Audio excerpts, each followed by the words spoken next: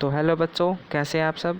आज हम करने वाले हैं class 10th chapter number 1 chemical reaction and equation. ये बहुत ही इम्पोर्टेंट चैप्टर है केमिस्ट्री के लिए। तो चलिए स्टार्ट करते हैं। ये सिचुएशन दी गई है केमिकल रिएक्शन और इन पे हमें अपना दिमाग लगा के देखना है कि किस प्रकार से हो रही। तो milk is left at room temperature during the summers. तो जो मिल्क है left at room temperature during the summers, तो जब हम मिल्क को दूध को समर्स में रूम टेम्परेचर या फिर नॉर्मल टेम्परेचर पे छोड़ देंगे तो वो क्या होगा, दूध वो खट्टा पड़ना लग जाएगा। तो वहाँ पे उसमें चेंज आ रहा है मिल्क में। Iron tawa left exposed to humid atmosphere.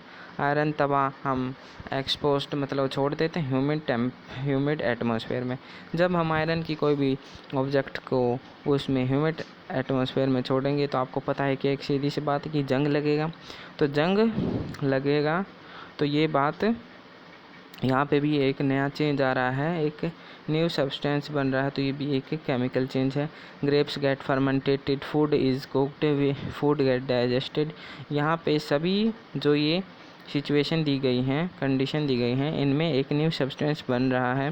We respire, जब हम सांस लेते हैं तो भी एक न्यू सब्सटेंस बनता है। तो आप सोच रहे होंगे कि सांस लेने में क्या न्यू सब्सटेंस बनता है।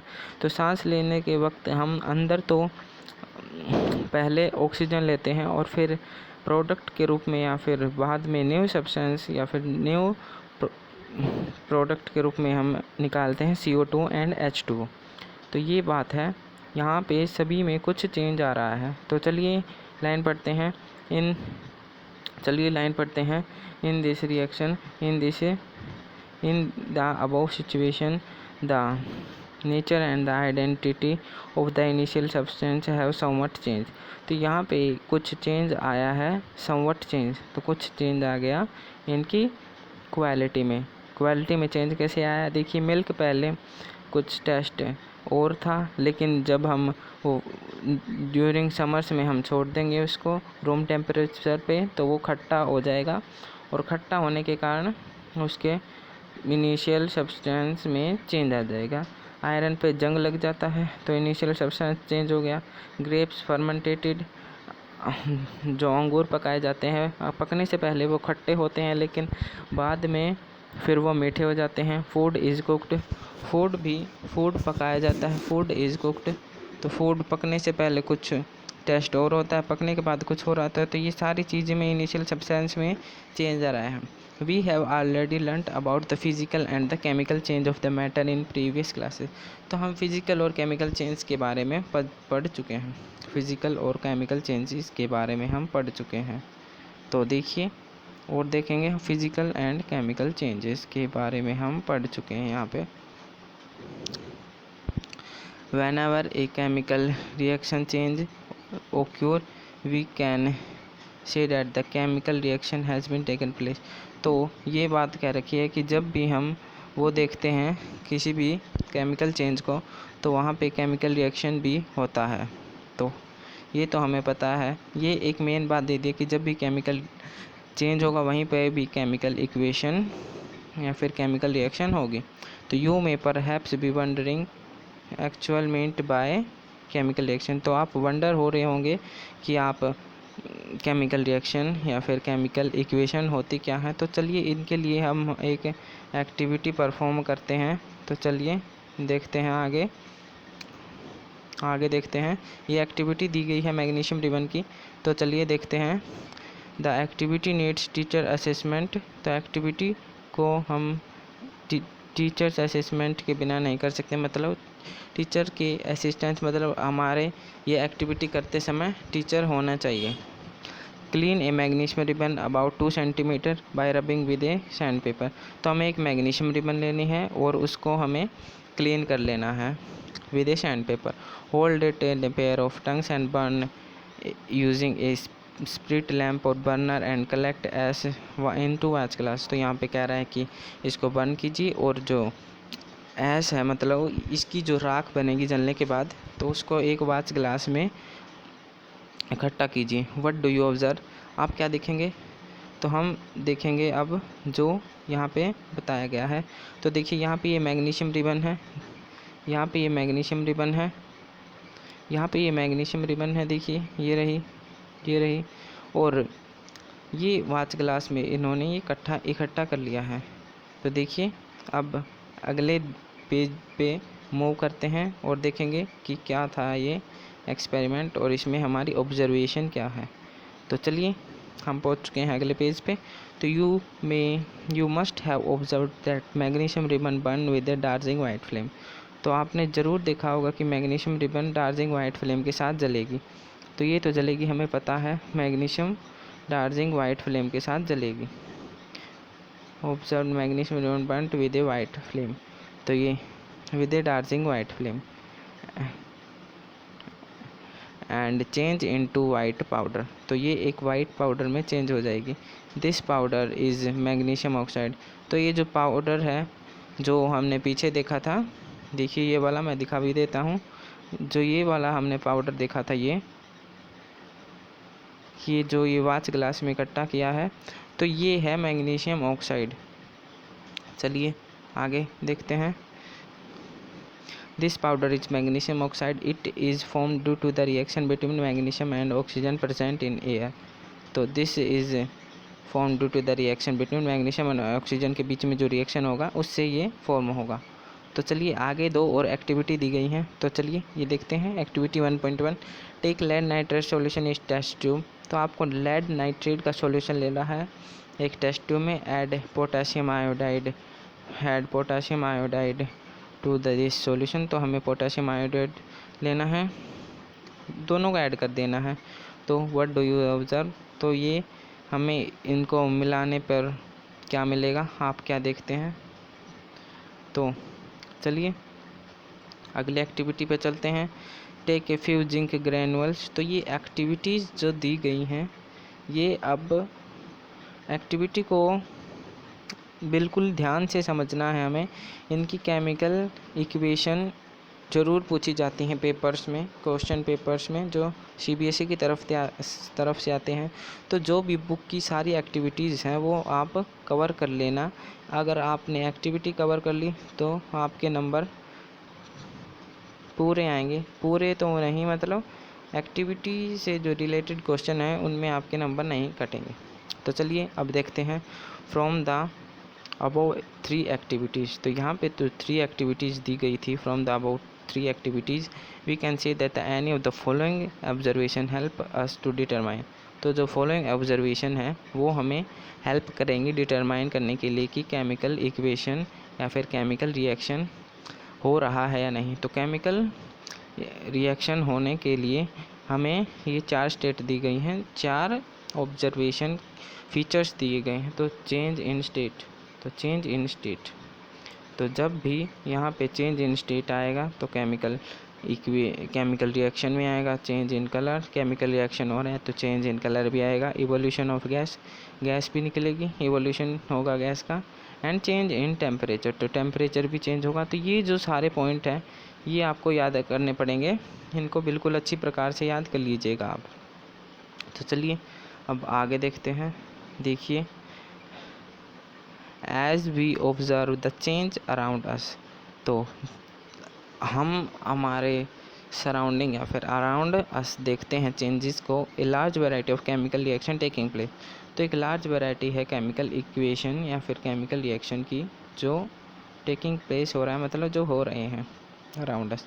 We will study about the various type of chemical reaction, तो हम केमिकल रिएक्शन के बारे में एंड सिंबॉलिक रिप्रेजेंटेशन के बारे में केमिकल रिएक्शन की इस चैप्टर में पढ़ेंगे।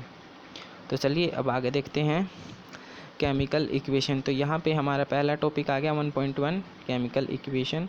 तो चलिए इसको कवर करते हैं यहाँ पे केमिकल इक्वेशन की तरफ से। ये देखिए केमिकल इक्वेशन। तो activity 1.1 can be derived as a magnesium ribbon is burnt in oxygen. तो ये एक्टिविटी 1.1 है, उसको हम इस प्रकार से लिख सकते हैं। देखिए, हमने magnesium burnt in oxygen, it get converted to magnesium oxide. तो ये जो मैग्नीशियम रिबन है जो हम जला रहे हैं, इसमें ऑक्सीजन की प्रेजेंस में कन्वर्ट टू मैग्नीशियम ऑक्साइड। तो ये उस एक्टिविटी की एक ब्रीफ वो हो गया कि अगर आपको ये कह दिया जाए कि मैग्नीशियम एंड ऑक्सीजन के बीच की एक्टिविटी लिखिए तो आप ये इस प्रकार से लिख सकते हैं। लेकिन अगर हम इसको और आसान बनाएं तो हम इस प्रकार से भी लिख सकते हैं। देखिए आगे इसने बता भी रखा है, this description of chemical reaction in a sentence is quite long. तो ये बहुत लंबा सेंटेंस हो गया जो हमने देखा था यहाँ पे, ये एक बड़ा सेंटेंस हो गया। देखिए आप, बड़ा सेंटेंस हो गया। कौन सा सेंटेंस? यहाँ पे जो हमने सेंटेंस देखा था, एक मैग्नीशियम रिबन। एक तो आप ये सेंटेंस देखिए यहाँ पे, ये magnesium ribbon burnt in air and oxygen Brunt in oxygen it get converted to magnesium oxide. एक तो ये है उसका एक्सप्लेनेशन उस एक्टिविटी का 1.1 का। और अब देखिए ये एक्सप्लेनेशन ये, और देखिए magnesium plus oxygen and this is equal to magnesium oxide. तो आपको कौन सा इजी लग रहा है आप बताइए मुझे कमेंट करके। इजी देखिए ये एक बहुत बड़ा सेंटेंस हो गया, ये सही तरीका नहीं है। ये इतना बड़ा सेंटेंस आपको नहीं लिखना। अगर आपको कुछ इसके बारे में कह दिया जाए, आपको इस प्रकार से लिखना, magnesium plus oxygen and magnesium oxide. ये कंपैरिजन बता रहा है कि हम किस प्रकार से केमिकल इक्वेशंस को और भी अच्छी प्रकार और छोटी फॉर्म में लिख सकते हैं। चलिए आगे देखते हैं। आप अब ये सोच रहे होंगे कि ये रिएक्टेंट्स क्या है। रिएक्टेंट्स देखिए, ये रिएक्टेंट्स क्या है और ये प्रोडक्ट क्या है। इनके नीचे जो ब्रैकेट में लिखा गया है, मैग्नीशियम एंड ऑक्साइड के नीचे रिएक्टेंट्स एंड मैग्नीशियम ऑक्साइड के नीचे product. The substance date undergo chemical change in A reaction. तो जो भी सब्सटेंस होते हैं, अंडरगो मतलब अंदर जाते हैं केमिकल रिएक्शन की, तो वो होते हैं रिएक्टेंट्स। नहीं समझे? देखिए मैं बताता हूँ आपको, फिर से समझा देंगे। जो भी सब्सटेंस जिनके बीच में भी रिएक्शन हो रहा है, जो भी सब्सटेंस के बीच में रिएक्शन हो रहा है, रिएक्शन ऐसे नहीं कि दो के बीच में ही होगा, रिएक्शन 2, 3, 4, 5 कितने एलिमेंट्स कंपाउंड्स में रिएक्शन हो सकता है, तो ये कोई लिमिट नहीं है।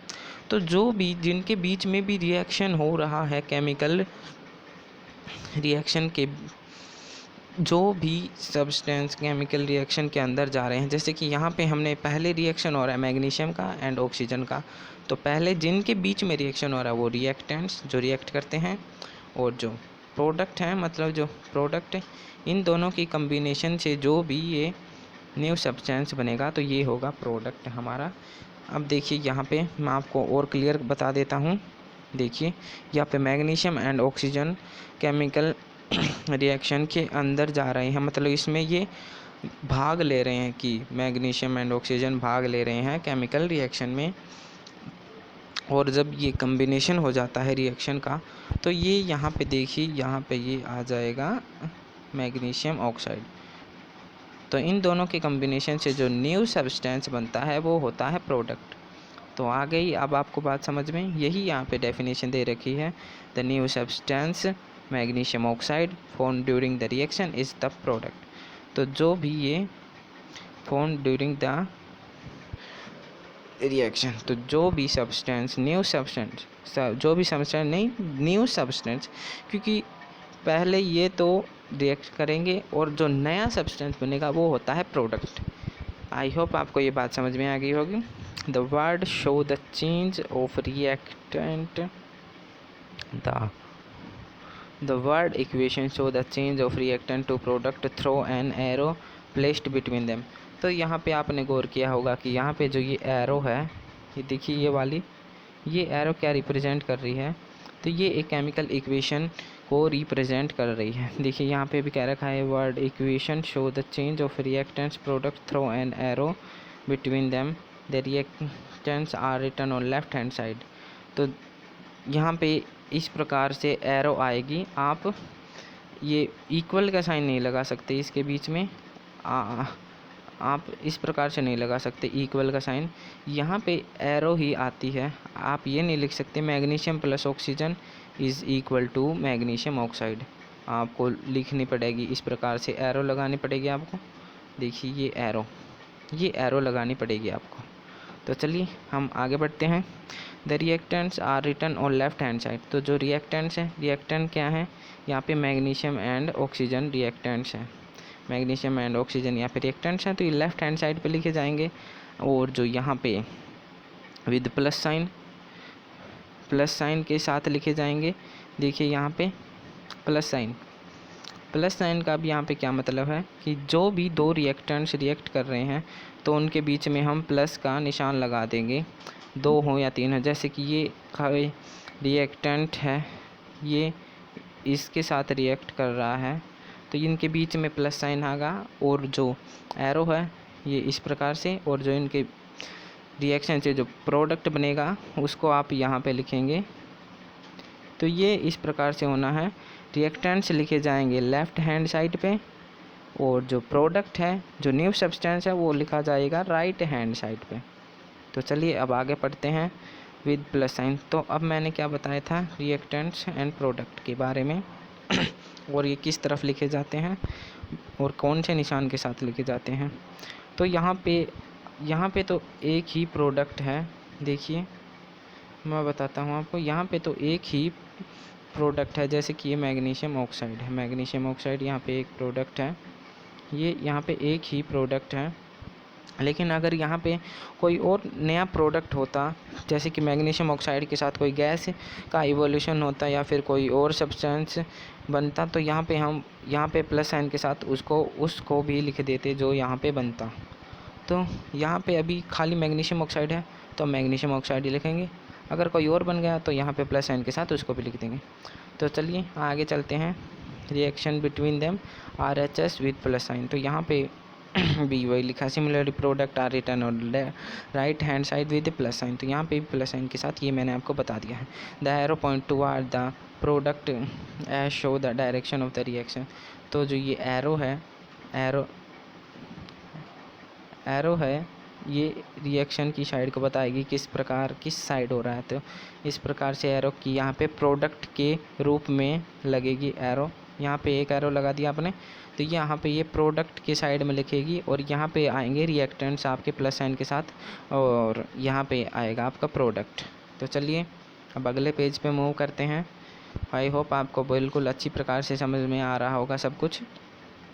तो चलिए राइटिंग ए केमिकल इक्वेशन। तो यहाँ पे एक केमिकल इक्वेशन को कैसे लिखा जाता है पीछे हमने देख लिया था, लेकिन इससे और अच्छे तरीके से भी लिखा जा सकता है, तो वो भी हम यहाँ पे देख लेंगे। तो चलिए स्टार्ट करते हैं। Is there any way. तो यहाँ पे is there any way to represent the chemical equation.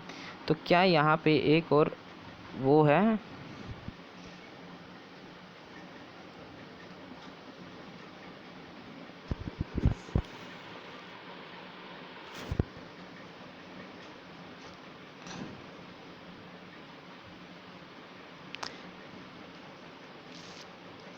is there any other way and shorter way to represent the chemical equation। तो क्या यहाँ पे एक और कोई नया तरीका है केमिकल इक्वेशन को रिप्रेजेंट करने का।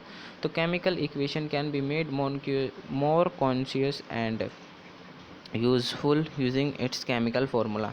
तो यहाँ पे अब आ गई मेन बात। अब देखिए आप, पीछे वाला तो इसने एक बता दिया था कि हम इन प्रकार से फॉर्मूलों को क्यों यूज़ करते हैं। फॉर्मूले हम इसलिए यूज़ करते हैं किसी भी एलिमेंट के, ताकि हम उसको अच्छी प्रकार से ईजी तरीके से लिख सकें। तो देखिए यहाँ पे ये कह रहा है कि if you recall the formula of magnesium. तो मैग्नीशियम आपको याद होगा, मैग्नीशियम का फॉर्मूला होता है Mg, ऑक्सीजन का O2 एंड मैग्नीशियम ऑक्साइड का MgO। अब वो word can be written as. तो यहाँ पे जो पिछले वर्ड्स थे, देखिए मैं आपको दिखा देता हूँ। पिछले वर्ड्स देखिए ये थे, magnesium plus oxygen is made the magnesium oxide. तो ये आप इस प्रकार से भी लिख सकते हैं। आप यहाँ पे लिख देंगे मैग्नीशियम का फॉर्मूला, यहाँ पे ऑक्सीजन का फॉर्मूला और यहाँ पे मैग्नीशियम ऑक्साइड का और फॉर्मूला। प्लस का निशान वही वैसा का वैसा रहेगा, एरो वहाँ की वहाँ है। तो एरो और प्लस के निशान में कोई छेड़खानी नहीं, यहाँ पे सिर्फ आपको फॉर्मूले लिखने हैं। तो इस प्रकार से आप एक केमिकल इक्वेशन को अच्छी प्रकार से लिख सकते हैं। तो देखिए अब आगे देखते हैं, count and compare the number of atom of each element. तो यहाँ पे हमें ये कह रहा है कि काउंट एंड कंपेयर, आप गिनिए कि number of atoms of each element हर एक एलिमेंट के जो एटम हैं वो दोनों साइड सेम हैं या नहीं। तो चलिए गिनते हैं, कोई दिक्कत नहीं है। तो यहाँ पे मैग्नीशियम है, Mg के आगे कुछ नहीं लिखा हुआ तो इसका Mg का 1 एटम है। ऑक्सीजन के सामने 2 लिखा है तो यहाँ पे ऑक्सीजन के 2 एटम हैं। तो देखिए, और प्रोडक्ट की साइड देखेंगे तो ये तो लेफ़्ट हैंड साइड हो गई हमारी। और अब हम देखेंगे कि प्रोडक्ट की जो साइड है इनकी एलिमेंट बराबर है या नहीं। तो चलिए स्टार्ट करते हैं। Mg यहाँ पे कुछ नहीं लिखा हुआ तो Mg का 1 है, एटम है। और ऑक्सीजन पे कुछ नहीं लिखा तो 1 है। तो इक्वल तो नहीं है ना ये। मैग्नीशियम का 1 एटम है, चलो यहाँ पे भी 1 एटम है तो मैग्नीशियम तो इक्वल है मैग्नीशियम के रिएक्टेंट्स में लेफ़्ट हैंड साइड पे और राइट हैंड साइड पे। तो राइट हैंड साइड और लेफ़्ट हैंड साइड दोनों मैग्नीशियम तो इक्वल है। लेकिन हम ऑक्सीजन को देखेंगे, oxygen is not equal on left hand side and right hand side, क्योंकि जो ऑक्सीजन के हैं लेफ़्ट हैंड साइड पे तो ऑक्सीजन के 2 एटम है और यहाँ पे 1 है। तो ये एक अनबैलेंस केमिकल इक्वेशन है। अब आप अनबैलेंस से क्या समझेंगे, देखिए आगे बता रखा है इसने, is the number of atom of each element same on both side. तो हमने देख लिया कि सेम नहीं है। If not then the equation is unbalance. तो हर एक एलिमेंट की प्रोडक्ट और रिएक्टेंट या फिर लेफ़्ट हैंड साइड और राइट हैंड साइड दोनों तरफ जो एटम है वो इक्वल होने चाहिए। ऐसे नहीं कि यहाँ पे ऑक्सीजन के लेफ़्ट हैंड साइड तो 2 हैं यहाँ पे और राइट हैंड साइड पे ओनली 1 है, तो ये अनबैलेंस हो जाएगा और इस प्रकार की जो इक्वेशन है वो अनबैलेंस इक्वेशन कहलाएंगी। बिकॉज अब यहाँ पे आगे equation is unbalance because the mass is not same on both side of equation. तो मास सेम नहीं है both side of equation. Such A chemical equation is skeletal chemical equation. तो इस प्रकार की जो एक केमिकल इक्वेशन है वो स्केलेटल केमिकल इक्वेशन कहलाएगी। तो चलिए अब आगे देखते हैं बैलेंस केमिकल इक्वेशन। पहले हमने अनबैलेंस पढ़ ली, यहाँ पे अनबैलेंस तो यहाँ पे थी, देखिए मैं बता देता हूँ। अनबैलेंस हमने पढ़ ली, अब पढ़ेंगे हम बैलेंस केमिकल इक्वेशन। तो इसको भी ध्यान से समझिएगा आप, अनबैलेंस तो हमने पढ़ ली है। तो चलिए स्टार्ट करते हैं। तो यहाँ पे ये हमको पहले कह रहा है कि recall the law of conservation of mass. तो आपको law of conservation of mass 9th में आपने जो 3rd चैप्टर में पढ़ा था उसको रिकॉल कीजिए, मतलब याद कीजिए।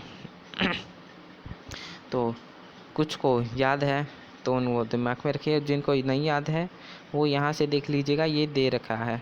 मैं भी बता देता हूँ आपको पढ़कर और इसको समझा भी दूंगा मैं। मास can neither be created nor be destroyed in a chemical reaction. तो जो मास है एलिमेंट्स का, सेम एलिमेंट्स का, ऐसे नहीं कि आप मैग्नीशियम को ऑक्सीजन से कंपेयर कर रहे हैं लेफ़्ट हैंड साइड और right hand side. Magnesium left hand side का कंपेयर मैग्नीशियम से ही होगा जो राइट हैंड साइड पे प्रेजेंट होगा। तो मास can neither be created not be destroyed in a chemical reaction.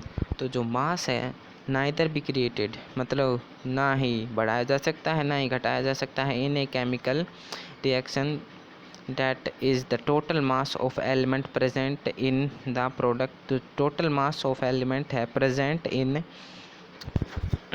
the total mass of element present in product of chemical reaction equal to the total mass of element present in the reactant। तो ये कह रहा है कि जो reactant का जो mass है वो इक्वल होना चाहिए प्रोडक्ट के मास के अगर ये नहीं इक्वल हैं, रिएक्टेंट्स और प्रोडक्ट का मास इक्वल नहीं है, तो वो इक्वेशन अनबैलेंस है। और रिएक्टेंट्स और जो प्रोडक्ट का मास इक्वल है तो वो है एक बैलेंस केमिकल इक्वेशन। तो चलिए अब आगे देखते हैं हम। In other words the number of atom of each element remain same before and after the reaction. तो यही वो सेम बात है। In other word the number of atoms remain same. तो नंबर ऑफ एटम यहाँ पे सेम रहने चाहिए, तभी वो एक बैलेंस इक्वेशन होगी। तो चलिए यहाँ पे एक और इक्वेशन दी गई है हमें, ये देखते हैं। यहाँ पे जिंक और सल्फ्यूरिक एसिड कंबाइन हो रहे हैं। जो कंबाइन हो रहे हैं मतलब जिनके बीच में रिएक्शन हो रहा है, तो वो है यहाँ पे रिएक्टेंट्स। तो जिंक है यहाँ पे, ये सल्फ्यूरिक एसिड और ये एरो का निशान है, ये प्लस का निशान है, इनका आप ध्यान रखिएगा। और ये जिंक सल्फेट प्लस हाइड्रोजन, ये इनके प्रोडक्ट के रूप में फॉर्म हो रहे हैं। तो देखिए, और ये यहाँ पे अभी सिंबॉलिक फॉर्म में लिख लिए। जिंक का फॉर्मूला यहाँ पे Zn है, सल्फ्यूरिक एसिड का H2SO4 है, ये एरो वैसी की वैसी लगानी है। और जिंक सल्फेट का फॉर्मूला है H2SO4 एंड हाइड्रोजन का है H2। तो ये फॉर्मूले के रूप में लिख दिया है। तो अब यहाँ पे कंपेयर करेंगे हम इनके एलिमेंट को लेफ़्ट हैंड साइड और राइट हैंड साइड में। तो देखिए यहाँ पे जिंक, रुकिए मैं आपको बता देता हूँ अच्छी प्रकार से। तो यहाँ पे जो जिंक है, जिंक का यहाँ पे कुछ नहीं लिखा हुआ है, इसके आगे कोई कोफिशिएंट नहीं है, तो इसका यहाँ पे एक एटम है। जिंक का यहाँ पे भी कोई कोफिशिएंट नहीं है, तो एक है। ये जिंक यहाँ पे Zn का जो मास है equal to Zn, left hand side और राइट हैंड साइड दोनों साइड इक्वल है। हाइड्रोजन का देखेंगे, हाइड्रोजन का यहाँ पे 2 है और यहाँ पे हाइड्रोजन का यहाँ पे भी 2 है। तो hydrogen is equal to hydrogen, यहाँ पे ये दोनों इक्वल हो गए, हाइड्रोजन और Zn इक्वल हो गए। अब देखते हैं सल्फ़र का। सल्फ़र यहाँ पे S से डिनोट कर रखा है। देखिए सल्फ़र का यहाँ पे कुछ नहीं लिखा हुआ, तो सल्फ़र का यहाँ पे 1 है लेफ़्ट हैंड साइड पे। और यहाँ पे और राइट हैंड साइड पे देखेंगे तो सल्फ़र क्या यहाँ पे भी 1 है। तो जिंक, हाइड्रोजन और सल्फ़र तीनों इक्वल हैं। और यहाँ पे हमारा बच गया ऑक्सीजन। तो ऑक्सीजन को भी देख लेते हैं। ऑक्सीजन का यहाँ पे 4 एटम है, तो यहाँ पे ऑक्सीजन के 4 हैं लेफ़्ट हैंड साइड पे, और ऑक्सीजन के यहाँ पे भी 4 हैं। तो अब आपको पता चल गया होगा कि ये कौन सी इक्वेशन है, बैलेंस है या अनबैलेंस है, ये आपको सीधा पता ही चल जाएगा।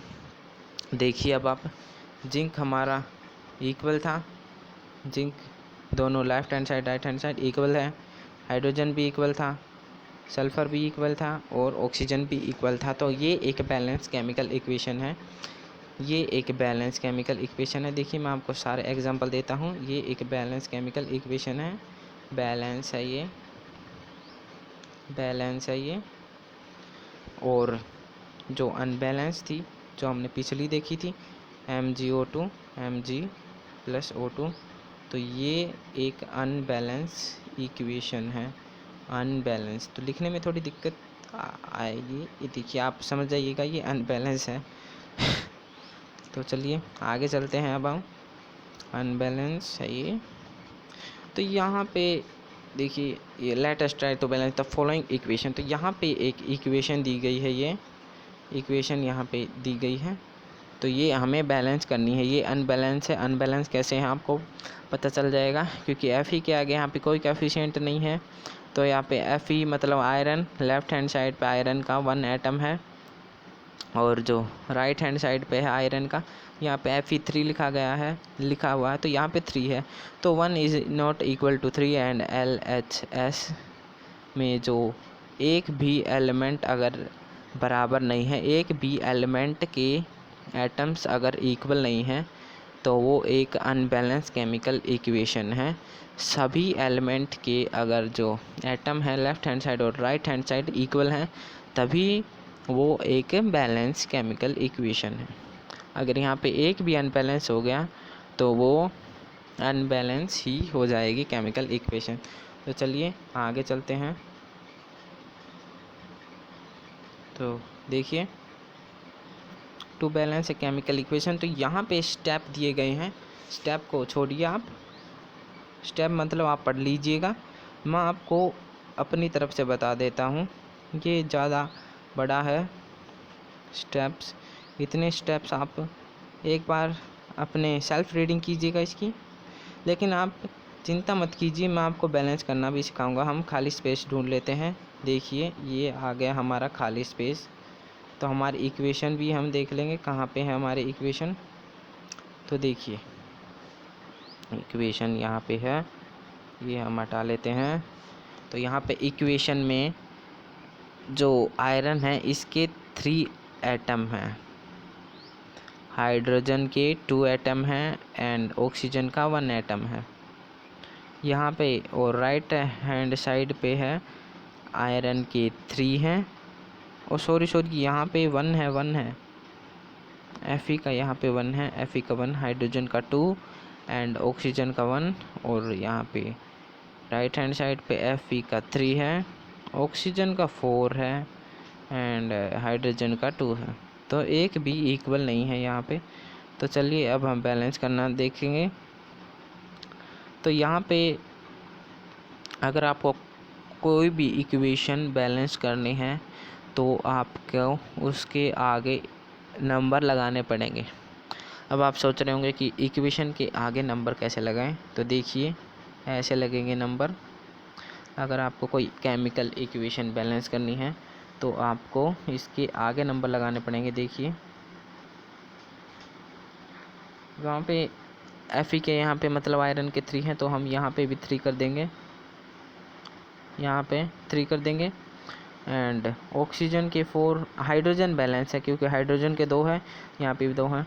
और जो ये है O4, ऑक्सीजन के यहाँ पे 4 हैं, तो ऑक्सीजन के जो 4 हैं यहाँ पे ये वो हमारा अनबैलेंस है ऑक्सीजन। तो अब यहाँ पे हमें 4 लगाना पड़ेगा लेफ़्ट हैंड साइड पे।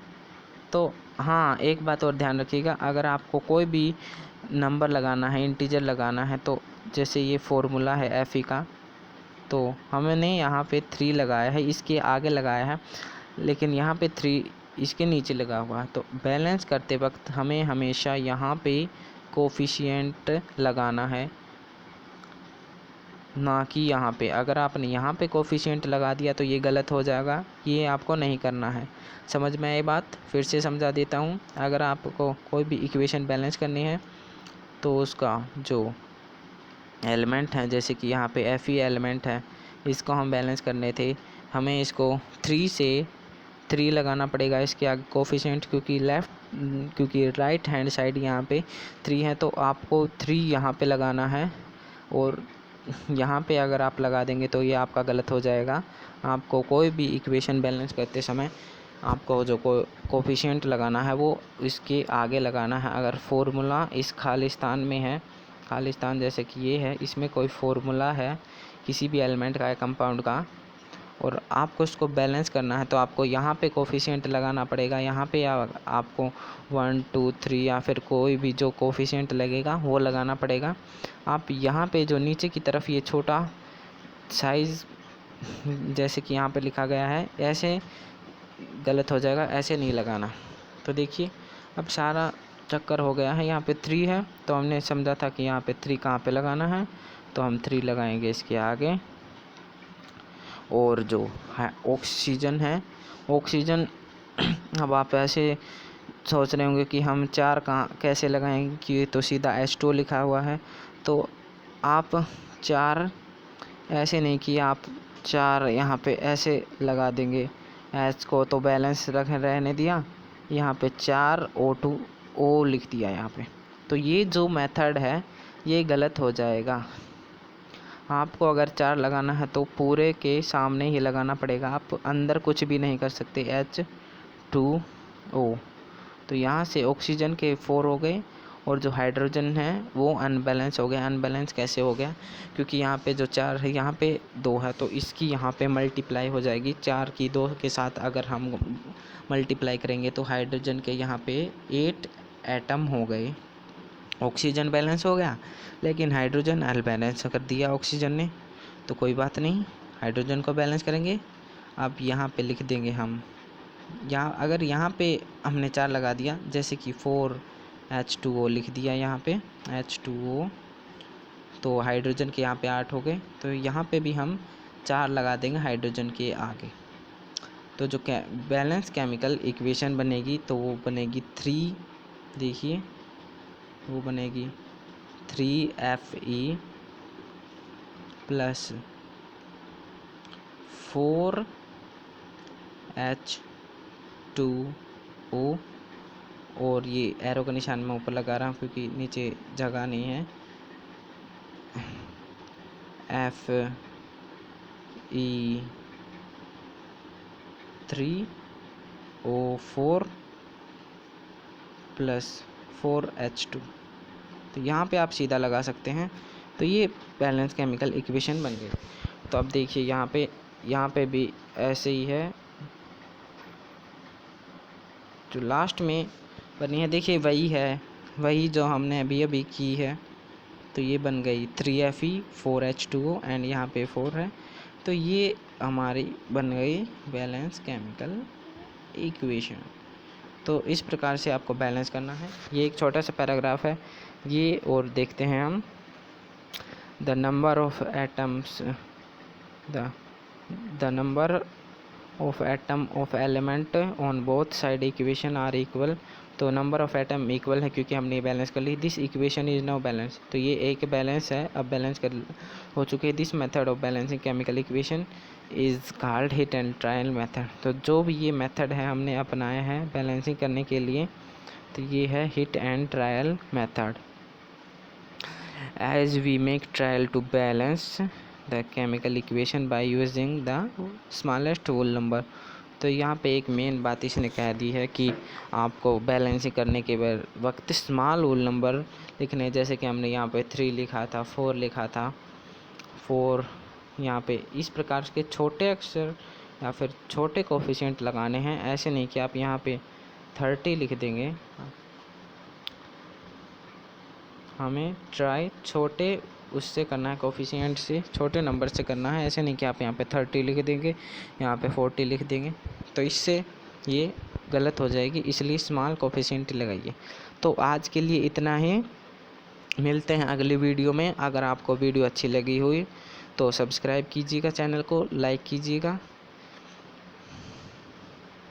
और शेयर कीजिएगा। Thank you for watching.